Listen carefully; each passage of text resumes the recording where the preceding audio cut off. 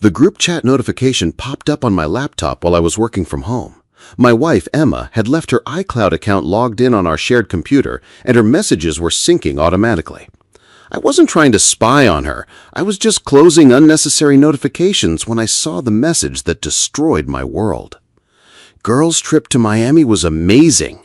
David will never find out what really happened. What happens in Miami stays in Miami, right, ladies? Before we continue, please subscribe to the channel and let us know where you're listening in the comments.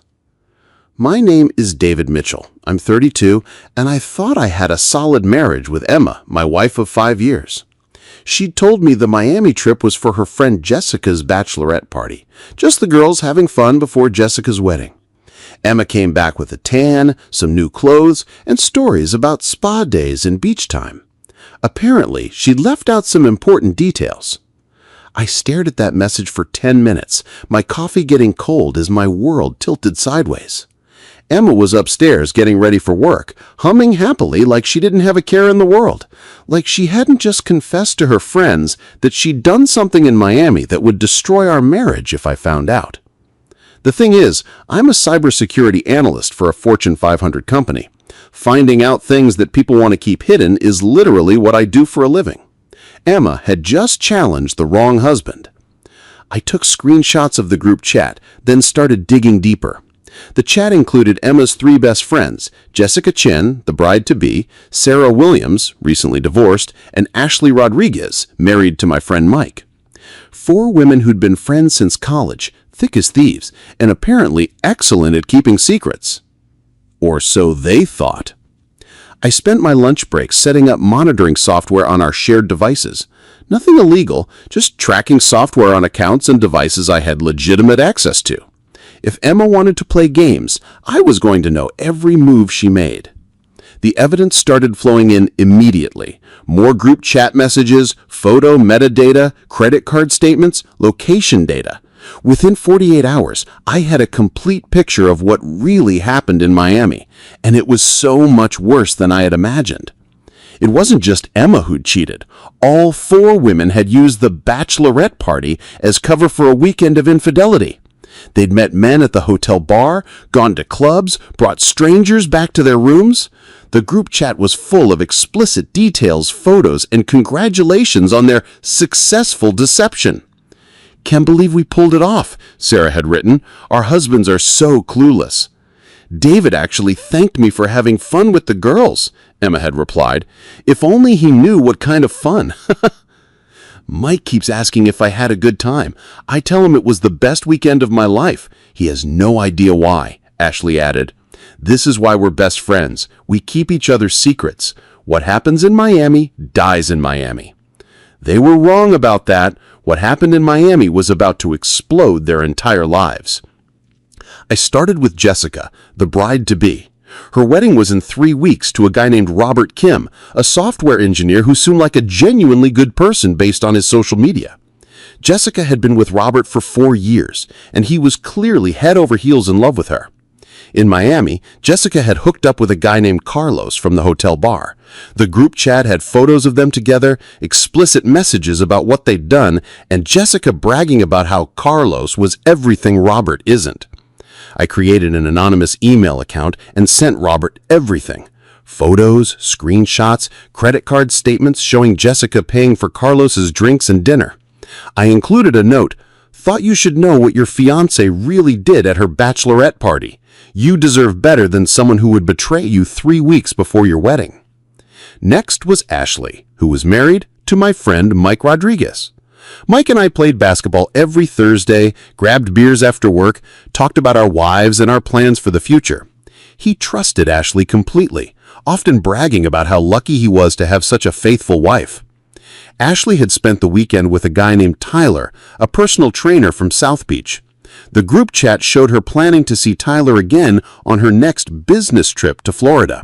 She'd already booked flights for the following month. I called Mike and asked him to meet me for coffee. When he arrived, I handed him a folder containing everything.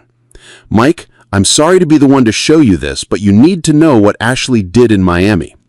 Mike's face went through every emotion possible as he read through the evidence. Shock, denial, anger, heartbreak.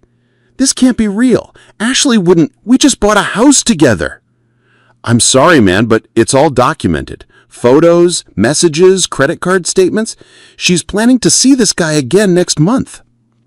Mike stared at a photo of Ashley kissing Tyler at a Miami nightclub. How did you get all this? Emma was part of it. They all were. They used Jessica's bachelorette party as cover to cheat on their husbands and boyfriends. Emma cheated too? Yeah, I'm still deciding how to handle that. Mike closed the folder and looked at me with a mixture of gratitude and devastation.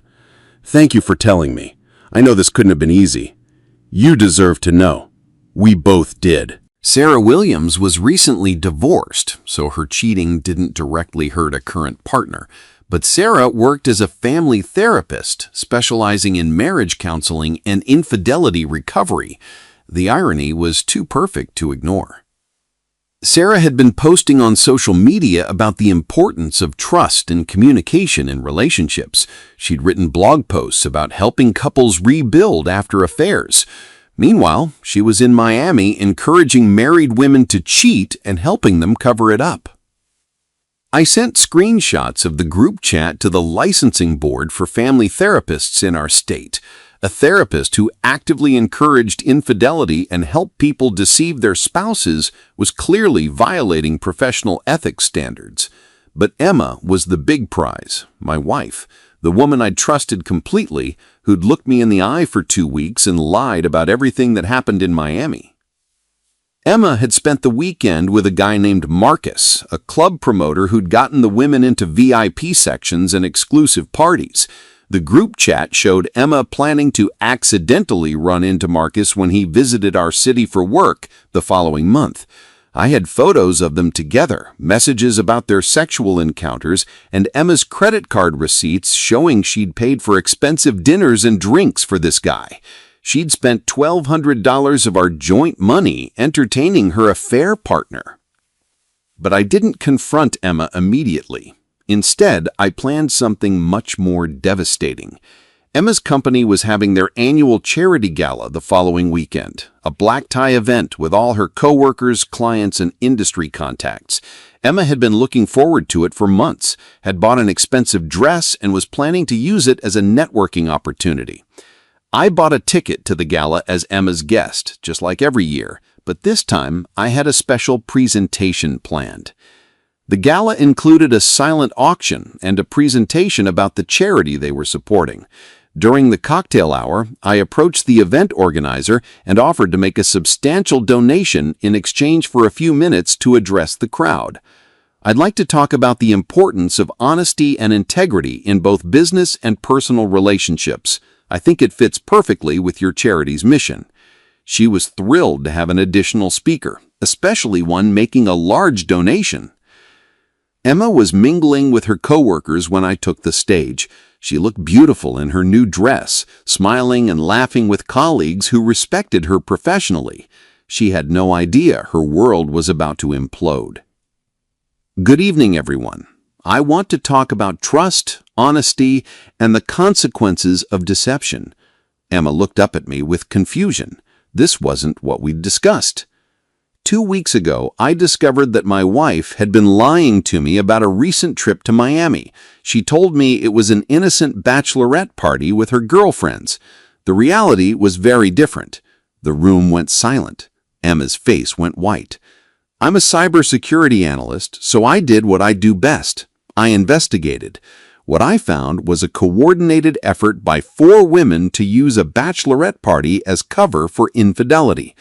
I clicked to the first slide of my presentation, screenshots of the group chat with names blurred but messages clearly visible. These women didn't just cheat on their partners, they celebrated it. They bragged about deceiving the men who trusted them. They planned future affairs and congratulated each other on their successful deception. Emma was trying to get to me, pushing through the crowd, but people were blocking her path, too shocked by what they were seeing to move. My wife, Emma Mitchell, spent our joint savings entertaining her affair partner in Miami. She's planning to see him again next month, using a fake business trip as cover. The next slide showed credit card receipts with Emma's name clearly visible. But here's what's really interesting about deception. It never stays hidden. The truth always comes out, and when it does, it destroys everything the liar has built. Emma finally reached the stage. "David, stop, please." I looked down at her. "Why? Isn't this what you wanted? You told your friends I'd never find out." "You were wrong." The room was in chaos now. Emma's boss was staring in shock, her coworkers were whispering and pointing, and several people were recording with their phones. "The charity we're supporting tonight helps families rebuild after trauma. I'm making a $50,000 donation in honor of all the families destroyed by lies and betrayal." I handed the check to the event organizer and walked off the stage, leaving Emma there standing in front of 300 people who now knew exactly what kind of person she really was. The fallout was swift and brutal. Robert called off his wedding to Jessica 3 days before the ceremony. The venue, catering, and flowers were all paid for, but Robert couldn't go through with marrying someone who'd betrayed him so completely. Jessica's parents were furious. They'd spent $40,000 on a wedding that wasn't happening. Mike filed for divorce from Ashley immediately. Since they'd just bought a house together, the legal complications were expensive and messy.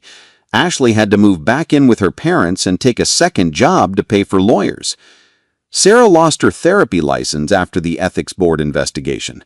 Encouraging infidelity and helping people deceive their spouses was a clear violation of professional standards. Her practice collapsed, and she had to find a new career. Emma was fired from her job 2 days after the gala. Her company cited conduct unbecoming and damage to professional reputation. In our industry, trust and integrity are everything. Emma's public humiliation had made her unemployable, but the personal consequences were even worse than the professional ones. Jessica's wedding cancellation made local news because of the venue and vendor complications. The story spread on social media, and soon everyone in our social circle knew about the Miami deception. The 4 women went from being envied for their close friendship to being social pariahs. Emma moved out of our house and back in with her parents. She tried to apologize, tried to explain that it was just a mistake, that Marcus meant nothing to her. But I had seen the messages. I knew how she really felt about our marriage. "You destroyed my entire life," she said during one of our last conversations. "My job, my reputation, my friendships, everything is gone." "I didn't destroy anything," I replied. "I just revealed what you'd already destroyed. You made the choices, Emma. You sent the messages. You spent the money. You planned the future affairs. I just made sure the truth came out. You could have confronted me privately. We could have worked through this. Like you worked through your problems by cheating on me in Miami? Like you worked through your guilt by planning to see Marcus again next month?" She had no answer for that. The divorce was finalized 6 months later. Emma got nothing. Our prenup had an infidelity clause that voided her claim to marital assets. She moved to another state to start over. But the internet never forgets. Her professional reputation was permanently damaged. Jessica never got married. Robert moved on and is now engaged to someone else, but Jessica is still single and struggling to find anyone willing to date someone with her reputation. Ashley and Mike's divorce was bitter and expensive. Ashley lost the house, half her retirement savings, and custody of their dog. Mike is doing better now, dating a teacher who actually appreciates honesty. Sarah is working as a retail manager at Target. It's honest work, but a far cry from her previous career as a respected therapist. As for me, I'm doing great. I got a promotion at work. Turns out my presentation skills impressed some important people at the gala. I'm dating a wonderful woman named Lisa, who works in marketing and has never been to Miami. The funny thing is, I'm not angry anymore. Emma and her friends taught me something valuable about trust and deception. They showed me that some people will lie to your face while planning to betray you, and that the only way to protect yourself is to verify everything. Emma was right about one thing. She'd never have found out if she'd been smarter about it. But she got cocky, careless, and overconfident. She thought she was dealing with a naive husband who would never suspect anything. Instead, she was dealing with a cybersecurity expert who knew exactly how to uncover the truth and had the skills to make sure everyone else knew it too. Last month, I ran into Jessica at a coffee shop. She looked tired, older, defeated. She tried to apologize for her part in everything. "I'm sorry, David. We never meant for things to go this far." "You meant to deceive your partners and get away with it. The only thing you didn't mean was getting caught." "We were just having fun. It didn't mean anything." "It meant everything to the people you betrayed. Robert was planning to spend his life with you. Mike trusted Ashley completely. I thought Emma and I had a future together. Can you ever forgive us?" "I already have," I said. "But forgiveness doesn't mean there are no consequences. You made choices, and choices have results." As I walked away, I realized Emma had been wrong about something else. She told her friends that what happened in Miami would stay in Miami. But the truth is, secrets always travel. They follow you home, they grow in the darkness, and eventually they explode into the light. Emma and her friends learned that lesson the hard way, and now everyone knows exactly what kind of people they really are.